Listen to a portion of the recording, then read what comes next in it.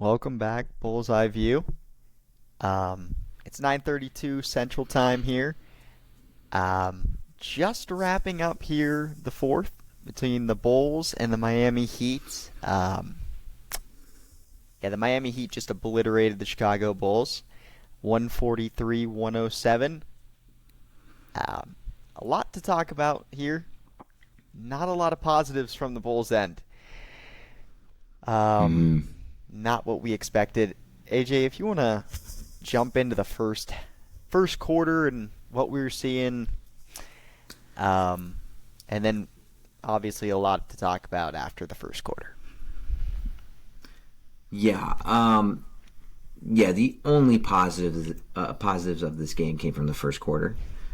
Um, we were down 36-32 after the end of the first. 4-point game. Not the end of the world, right? But in the first quarter, both teams got into the bonus roughly around the same time. I don't Yep. really think it matters who got into it first. They were very, very similar in who got in the bonus, and that's the type of game I expected out of these two teams coming into Right. it. I expected to be very physical, get to the free throw line. That's when I thought the game was going to be won. It wasn't. It was not to the Heat, at least. They won it other ways. Right. But that in the first quarter, that's what I like to see. I was standing up. I was getting hype, seeing guys go to the rim attacking, whether they made the shot or not. Even if they missed the shot and they attacked the rim, didn't get a call. I was like, I like that though. I like Yep. that aggressiveness from us because we didn't really get much of that from the Blazers at all, really. Whether the refs were on our side or not. I mean, we got destroyed on the free throws, comparison by the Blazers there on Wednesday. But, the positives there were, I think we were getting somewhat good shots. I think, we were attacking the rim and we were, trying to like get their bigs in foul trouble, even if we weren't really attacking their bigs, even if our guards were going to the rim. We were still trying to attack, try and get them in foul trouble, and they were down guys anyways. But regardless, it was like at times, even in the first quarter, we were back to the same old stuff as we were with the Blazers, where when we were up, like by a good amount against the Blazers, we were doing the same stuff when we were not up against the Heat, which is just really quick shots into the shot clock. We're not slowing down, and I know we're a fast-paced team. Like we always say, we're a fast-paced team. That's when we're best. But we have to do both. And the Heat are a very well-oiled machine defensively. And that Spoelstra has them very disciplined on the defensive end. Always. Doesn't matter who's on the floor. They're going to guard with everything they have. Mm-hmm. One through the end of the bench, they're going to guard with everything they have. Yep. You can't say the same about the Bulls, and that was the positive in the first half. I was very excited to see what we had the game plan going in the first half after that lackadaisical game against the Blazers on Wednesday, and I really liked that first quarter. We were down by 4, obviously in striking distance, but obviously the problems still were there. But it looked like we were trying a little bit, but then it kind of just fell off. But I'd like to hear your thoughts on the first quarter, first half in general. Yeah, I mean, like you said, attack the rim a lot better early on. Did not attack the rim really much at all versus the Blazers, so liked that. Both in the bonus in the first. Not great that the Heat were in the bonus. But you got to look at the positive on that side. It's like the Bulls at least were in the bonus in the first quarter, and then that stalled, and things started to turn pretty quickly in the second quarter. No ball movement again, no off-ball movement, just guys standing around the perimeter. Whoever has the ball, like they're not getting any screens set for them. They're pretty much on ISO island, and you can't do that against a team like the Heat. Like Spoelstra he's ready for his team's prepared to rotate. They're ready to go. Like if you were to swing the ball around, even if we did have good ball movement tonight, I think they were way more prepared to rotate, switch. They just had way better matchups, and I know we've talked about that in the past with just the small lineups of Billy Donovan. Like there's just a mismatch at all times on the court when he's coaching and the lineups that are being put in. And like the guys that were coming off the bench for the Miami Heat tonight, in all respect to them because they played amazing and they were well prepared, watched film, and Spoelstra had them in check for what they were supposed to do tonight, and they executed on every level and a little bit more, in my opinion, almost every single guy. Mm-hmm. And the Bulls had no answer except stand around and hope that someone would start to knock down some shots. And Mm-hmm. that's just not going to be a recipe for success ever. Yeah. And yeah, and I mean, to your point, I mean, it like they were like well prepared. They beat us in every facet of the game, but we have very similar lineups. Mm-hmm. You know what I'm saying? So it's Yeah. like not even statistically, just like how we play basketball, how they do it, like how they go about their business. Like we're very, very similar, and they still beat us in places that where you think like it's a very, very close matchup. Mm-hmm. They still Yep. they still had the edge. Like I brought up Khalil Ware in the preview. Yep. He was clearly an issue. Like every time Vooch went out, that's when they took Ware out. Spoelstra started Ware with Bam. They brought Ware off the bench against the Warriors on Wednesday. So, and the Warriors don't really have.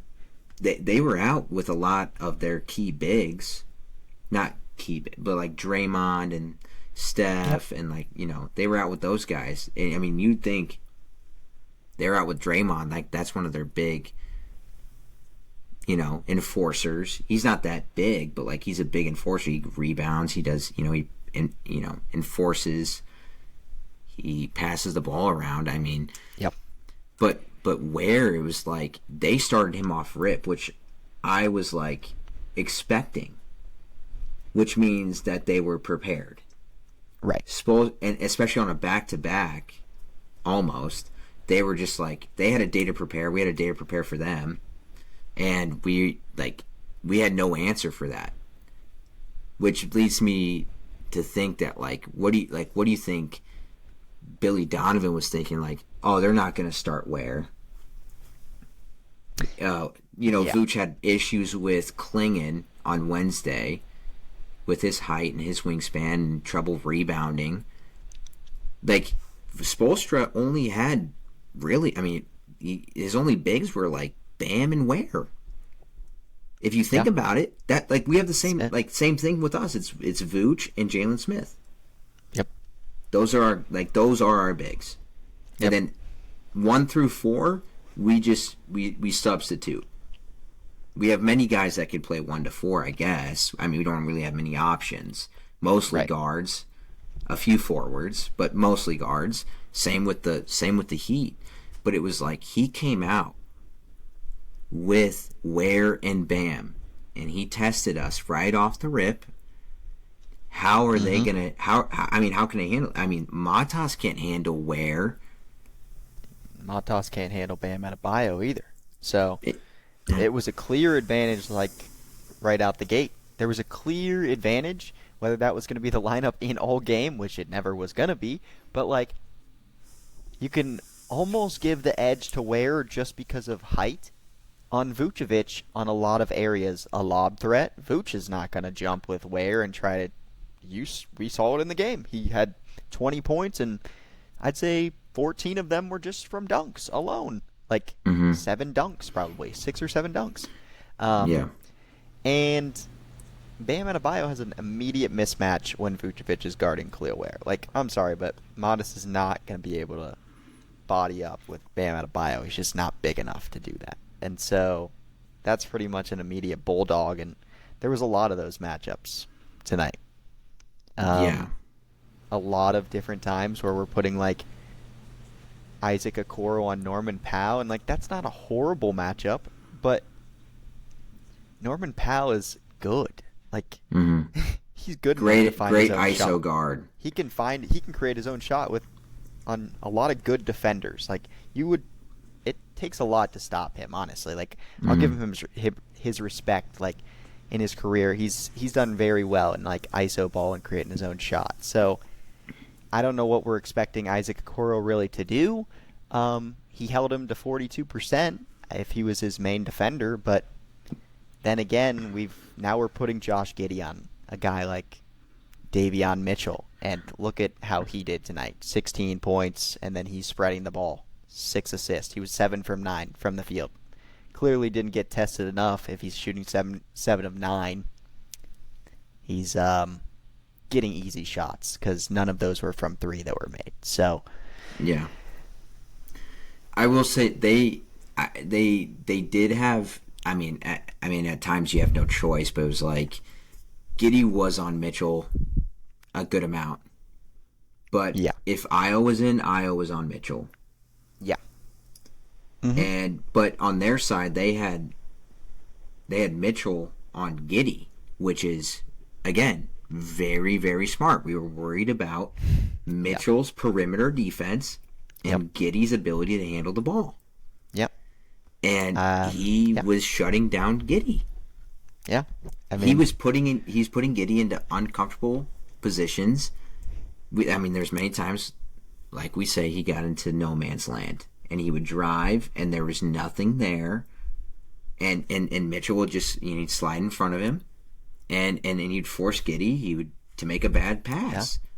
So it's just like it's preparation, and Billy highlighted a lot of these issues against the Blazers, and you would expect those changes to be made in a yeah, day. Like I don't, they had practice, but you would expect maybe the team to be watching film a lot on not only just the Blazers game, but on what the Heat are doing. They know right, the Heat. They've played them so many times. They know what they're doing. yep, They know their scheme. They know their culture. They know everything about the Heat. If they don't, that's an issue. If Billy doesn't right, know, that's an issue. But it just felt like it wasn't just an out coaching. It was right. just the Out, players, out like, hustle, just, out yeah. effort, like everywhere across the board. It was just all in the advantage of the Miami Heat. Like they just they just have a culture built by Spoelstra, and it, it's you're not going to come into the game and play lazy. Like you're not going to be on the court if you're playing lazy.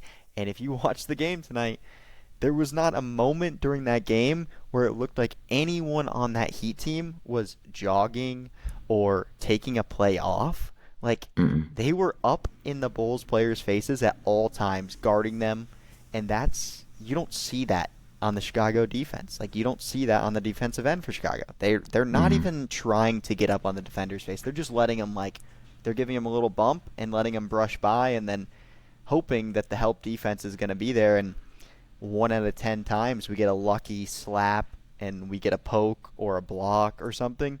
Mm-hmm. But the other 8 out of 10 times, 8 or 9 times, like it's a foul, it's a free layup, it's a we're not going to box out, we're just going to let them grab this board and go right up with it. Like guards out rebounding bigs for the Bulls, like that can't happen. Um, and it's Yeah. worrisome. You look at it and you're worried. You're like, how do we let them get in the bonus in that second quarter by like the 8 minute mark? Like how are they 4 minutes into the quarter and we're already letting them get to the free throw line all the rest of the quarter now? Like how are we getting put in that situation? Yeah. and not like how is that not a point of emphasis? Because it happened against the Blazers in the fourth, and it killed us. So Yeah. there's a lot And there. there's a lot to unpack with this game. And I Mm-hmm. know you and I are not very pleased Yeah. Right. with that at all. I don't want to unpack a lot of things, Yeah. There's and just not it's much a positive. yeah, and again, it's very early in the season. Um, but I would have liked to see the Bulls at least give, you know, if they weren't going to win, I mean, at least some sort of effort, Yeah. NBA Cup or not. Right. But they played like, I mean, we just gave them the biggest point differential for the NBA Cup. Like, it was just free. Here's this point differential, you guys. I mean, we just, and Spoelstra is like, thank you. Yeah. Yeah. and like, and a lot of teams are like, I mean, yeah, we could use this, this nice paycheck from the NBA Cup, but Mm-hmm. I mean, me personally, I'd rather have the NBA championship trophy. I'd rather have the Larry O'Brien. I wouldn't, I wouldn't care as much if we got the NBA Cup. If we got the NBA Cup and not the Larry Right. O'Brien, I think I'd still be just as upset. Right. But for him, it was like I want him to treat it as it does count to your regular season, but like it was like they just didn't even care like what the outcome was. Billy didn't care. He just like threw in the towel, and Yep. he wasn't. And one thing I noticed, and we talked about this, it was Spoelstra. He was like, did he ever sit down? There was very few, if any, that I saw. If he was sitting down, it wasn't on camera and Yeah, noticeable. maybe in the locker room Yeah. at halftime. Maybe after the game at the press conference tonight. Yeah, Yeah, in the probably plane was. Yeah. on the way home, in the car Yeah. ride to the Right plane, now in the he's plane on the way sitting home. down now. He's just sitting down right now. First time all day he sat down is right now. I hope He's Billy actually sleeps standing up. Yeah. I hope If Billy he sits down all game, I hope he sleeps standing up. I hope Billy sleeps in his office tonight and does not go home. Yeah, Because yeah, there's a lot of things for him to unpack, and there's a lot of things he needs to think about to motivate the guys again. Because clearly, there's a disconnect between him and the locker room right now. mm-hmm.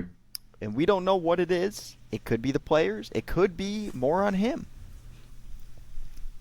That's something that we have no clue because we don't have that inside info and that we're not inside the locker room and what's going on at practice, but It seems just like in the post doesn't game, look good. he he's aware. like he knows what's going on. Yeah, he's aware.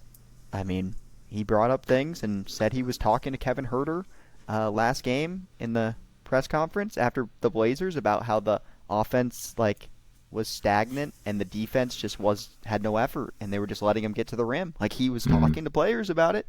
So Mhm. where is that? Where's the translation to the players getting it? Because what we're seeing on the floor is they don't hear that stuff right now. Yeah, yeah, and I don't want to say that 5-0 start was a fluke. I don't want Right. to say that, but like we were without Kobe White. He was Right. out tonight. We haven't Yep. played the Heat yet, but it's just what happened there? Why is now rebounding an issue now? It wasn't an issue. We were one of the best rebounding teams we probably still are after this game, but we were top 4, top 3 in rebounding. 2 games dropped from 3rd to 6th. So Yeah. So I think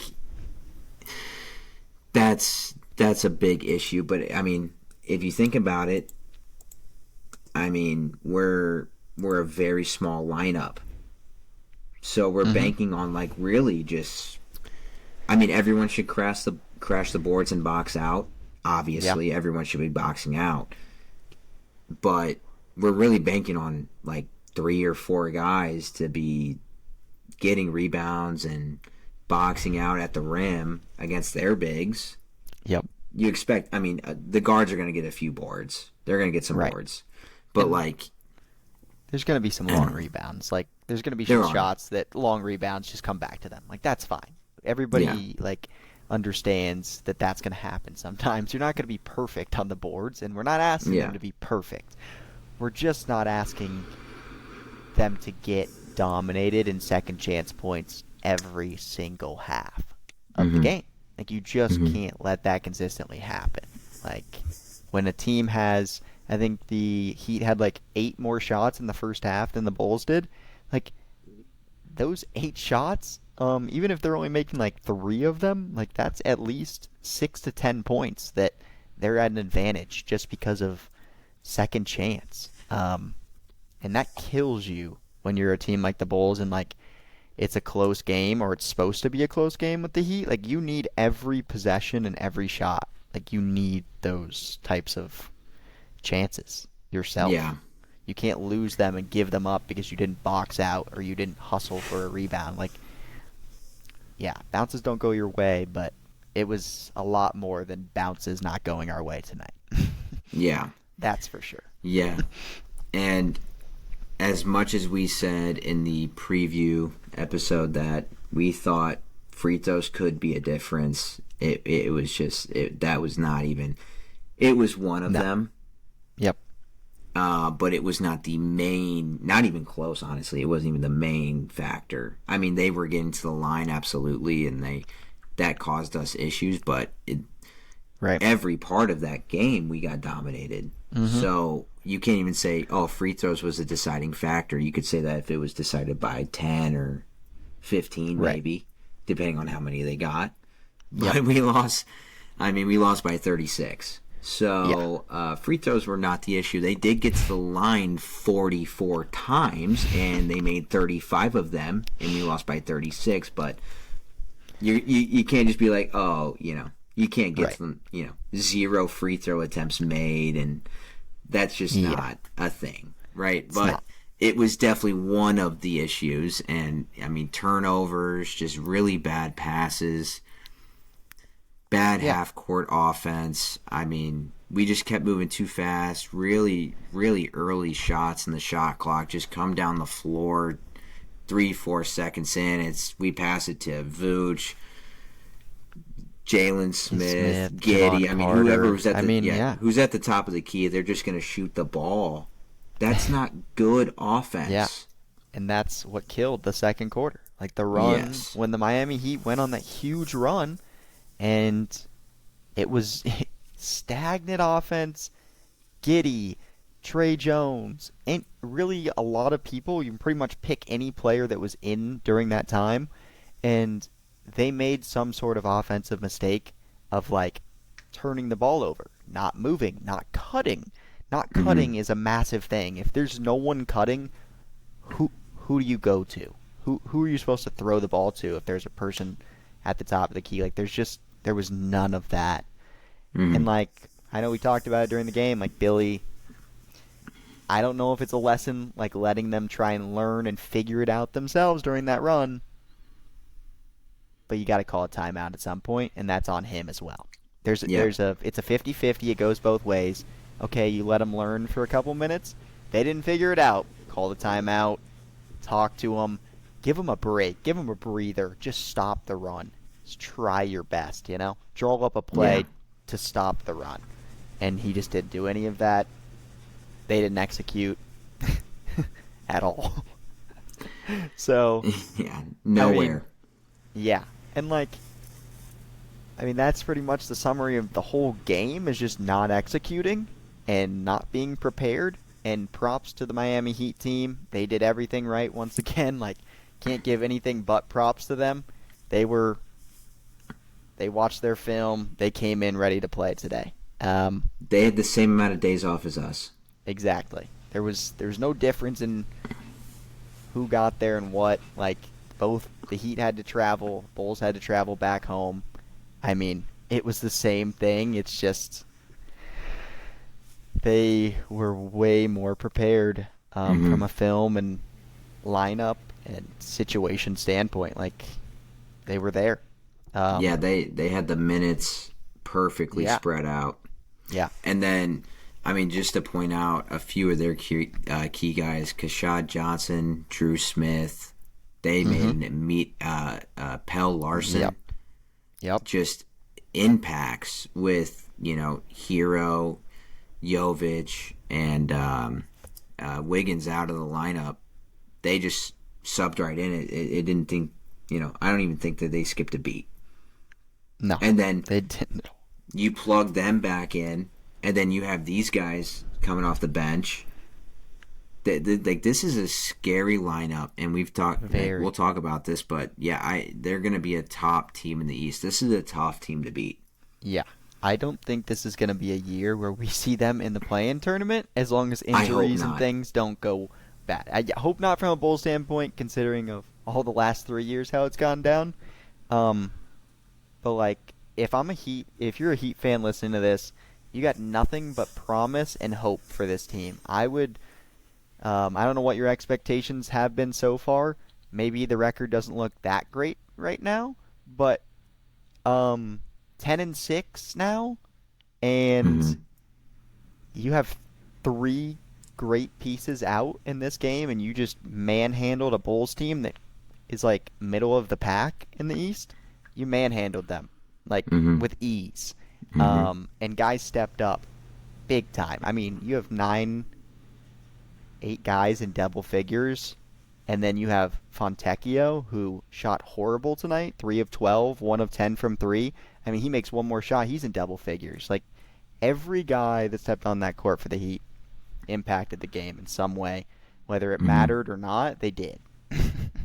Yeah, as long as you got Spolstra, Yeah, you're in good I think hands. if you, I think I'd be curious, and again, completely hypothetical. I'd wonder what would happen if you switched the coaches there.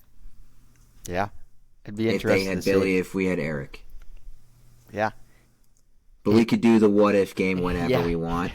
They have Eric, yeah, and that's that's a very very valuable yeah. asset going forward. He's a hell of a coach, and that entire coaching staff and the way they prepare for games is something I envy, and I wish we did the same because it I definitely agree. does play a part I agree. in how we go about business here. But I agree. going forward with the Bulls,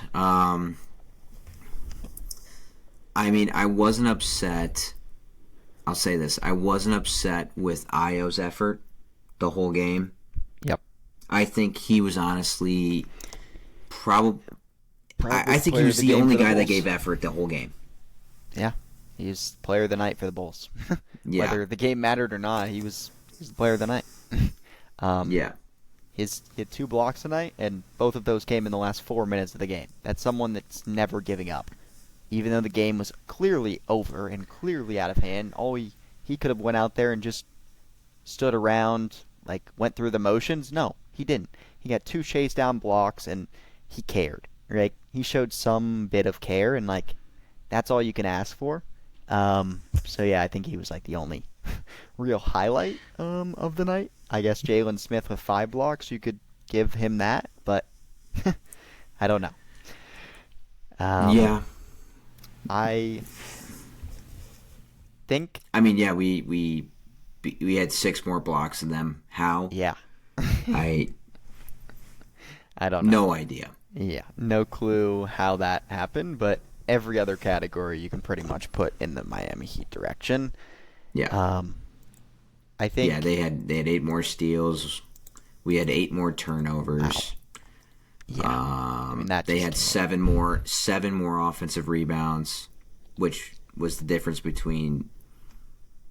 They also had 7 more defensive rebounds. um, uh, we had 27 fouls. So they're 22. Pat Will fouled out with Yeah, 18 minutes total. He that's played, that. and That was an area of concern too. Dalen Terry had 5 with 13 minutes. I mean, that's 31 minutes combined of two people, and all they did was get 11 fouls, pretty much. The points came at times where, for Pat Will, where it was already 25-point lead. Like, the game was pretty much sealed and booked to the Miami Heat at that point. Like, Yeah. those threes didn't mean a thing. So, yeah, very big concern there. The only guy they had with 5 fouls was Larson, by the way. And he had like 2 in the first 2 minutes of the game, so that kind of makes sense. Yeah. Well, I think we've debriefed some positives from the first and most of the negatives. I think the only get the two other gist. things, the only two other things that we didn't highlight, which one of them, just love to get your opinion of the Kevin Huerter situation here in the third quarter. So for anyone that didn't get to watch the game, then I am sure you'll see a clip on social media elsewhere. It's out there. Kevin Huerter, third quarter, he fouls someone on the Miami Heat. He's mad, didn't think it was a foul, takes the ball, not even takes the ball, he just slaps the ball with his hand, and it bounces and it hits the back of the referee's leg. When it happened, you couldn't see the referee, didn't even know it hit. You thought he was just slapping it towards. They show the replay. But anyway, before the replay happened, it hits the ref, and 2 seconds later, Tony Brothers comes running from the side. And, I mean, he's been a referee in the NBA for probably 20, 25 seasons, and he just goes, "See ya, you're out of there immediately." Any person that's a Hawks fan, Kings fan, anyone that's ever seen Kevin Huerter play, I can tell you there was no cruel intention behind that tap that he gave. He had no intention of hurting the referee. I think what pissed me off, and I know you saw it as well, and we're also pissed, is that Billy asked to get it reviewed. Tony Brothers walks over to the replay, watches it for 20, 30 seconds, and says, yeah, no, it's confirmed. He's gone. Ejected. There's no change. Didn't look at it. There's no chance, right? If he would have... He maybe watched it once. Maybe, yeah. So I'd love to, get your thoughts on that just real quick, because that was just like a dumb moment of the game, but... dumb moment of the game. But the main takeaway I had was, one of the worst ejections without just giving a tech I've ever seen in my life. The game didn't matter, right? It was over, right? It was already out of hand for the Bulls. That was one of the worst things I've ever seen. Tony Brothers, you know what? We'll move on. Secondly, and most importantly, I really only have 2 points. I don't know why I'm doing this. This is the second and final point. Billy Donovan challenged it, and he clearly disagreed, as anyone should. Yep. That it was one of the most egregious things I've ever seen. Mm-hmm. And I really hope Heat fans can be like, yeah, that was a little much. Right. He wasn't in the face of the ref, yelling at them like most NBA players do. I've seen Draymond Green do way worse and just get away with a tech. Not to bring Draymond into this. A lot of players have done a lot worse and not gotten anything. Yeah, and actually in a lot closer games. Yes. Absolutely. I mean, and I'm not trying to bring up the severity of the game, like, point wise, but it's like the game was already out of hand, and it was like this was just like the final nail in the coffin there. Like, that was like, when that happened, I lost all faith. I'm getting off track. Second point, and most importantly, Billy Donovan challenges it, clearly disagrees. Tony Brothers goes to the booth. Yeah, he's gone. Just like that. Quick review, looked at it one time, got the call from New York, agreed. How New York agreed with it, I have no idea. No clue. If that's where they even look at it, I would assume that's in knows? New York. We'll just go with New York, and they agreed with it, which is egregious on their part. And Billy just showed zero fight, and I would have loved to have seen Billy just rip him after that. Mm-hmm. Get a tech. If you get thrown out, cool. The game's over. Put it in the assistant's hands at that point. You've already, the damage has already been done. Herder's gone. What's 2 more free throws and they have 1 more possession? It's not a one score game. It's not a 10-point game. We're on a run. There was no hurt. I would have just loved to see a little bit of fire from Billy there. Just not like, you don't have to say anything crazy, but like, come on. I mean, like, fight for your guys. Show your guys that you care, and like, that's a bad call in every aspect. I've never seen something like that before. And I don't know. That's my only thoughts. I ranted a little bit, but yeah, that's I completely agree with you. I think you hit it right on the money.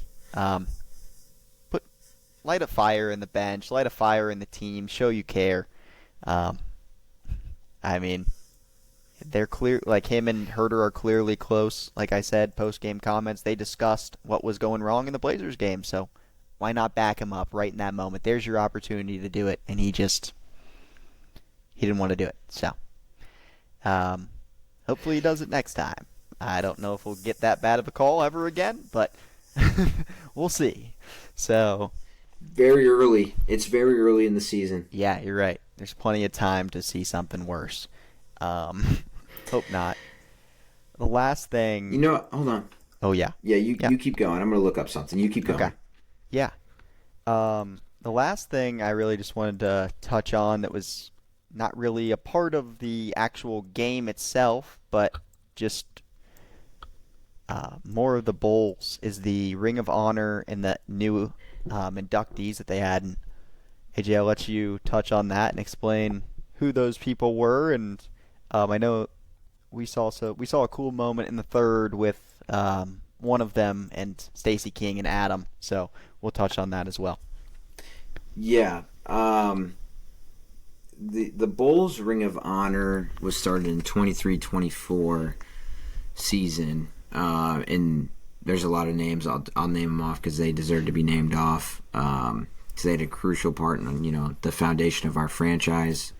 Artis Gilmore, Phil Jackson, Michael Jordan, obviously, Johnny Kerr, Dick Clean, Jerry Krause, Tony Kukoc, Bob Love, Scottie Pippen, Dennis Rodman, Jerry Sloan, Chet Walker, Tex Winter, and the entire 95-96 team, which went 72-10 and brought the ring home in the 96 finals. But tonight we recognized 6 legends: Johnny Bach, Bill Cartwright, Neil Funk, Horace Grant, John Paxson, and Norm Van Leer to the Bulls Ring of Honor for the 25-26 season. And the touching moment, and if you guys watched, on the Bulls broadcast, Aiden Amin, sorry, my bad, and Stacey King they brought down Neil Funk from the suites where he was sitting, and they had him just start talking like the good old days when he was broadcasting, and Adam was like, you could tell he was just very, I don't know, he was very emotional. I'd put it like that, and I think a lot of Bulls fans were. When I was listening to Neil Funk talk, it brought back a lot of memories watching the Bulls when I was younger, and when he was commentating with Stacey King, and the good old days with Derrick Rose and that squad, and you can tell Adam, like, that's one of his idols for on the basketball side of things. He commentates other sports, but you could tell, like, they showed it. He was very, very thankful for that moment, talking to him and picking his brain there, and just hearing what he has to think, and hearing him do some of the ads was great. And yeah, what do you think, Ty? I think that was a cool moment. Yeah. That was a really good positive of that game, out of all the negatives.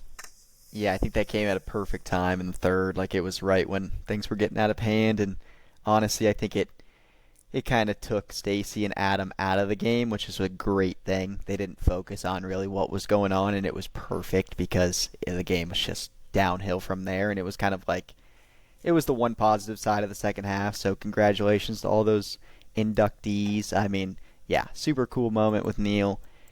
Yeah, it was it was sweet to just kind of like see Stacy and them just like open up and just like laugh around with him, and like they were both just like soaking in the moment, and it was like, oh yeah, we might not get this again, so like this is super cool. So that was Yeah. sweet to see.